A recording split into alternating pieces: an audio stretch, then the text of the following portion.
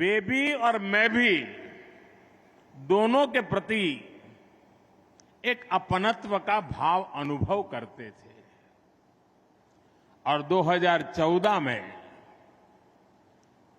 जब भारतीय जनता पार्टी ने 14 के चुनाव के लिए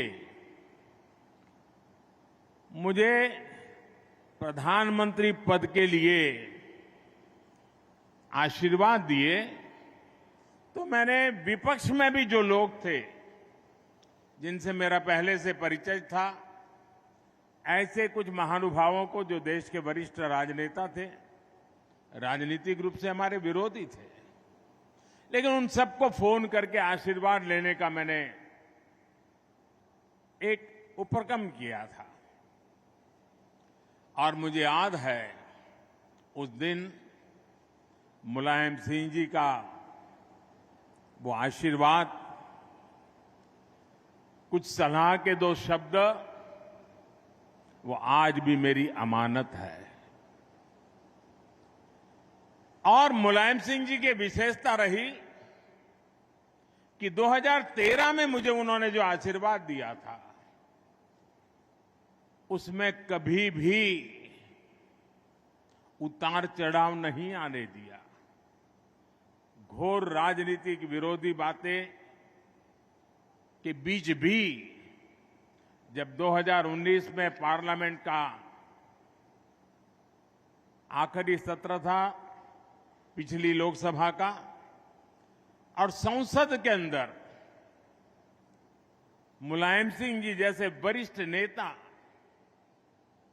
उन्होंने खड़े होकर के पार्लियामेंट में जो बात बताई थी, वही देश के किसी भी राजनीतिक कार्यकर्ता के जीवन में बहुत बड़ा आशीर्वाद होता है।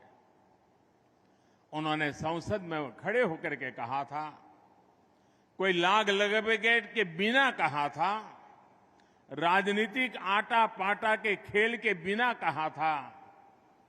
उन्होंने कहा था, मोदी जी सबको साथ लेकर के चलते हैं, और इसलिए मुझे पक्का विश्वास है कि वो 2019 में फिर से चुन करके देश के प्रधानमंत्री बनेंगे।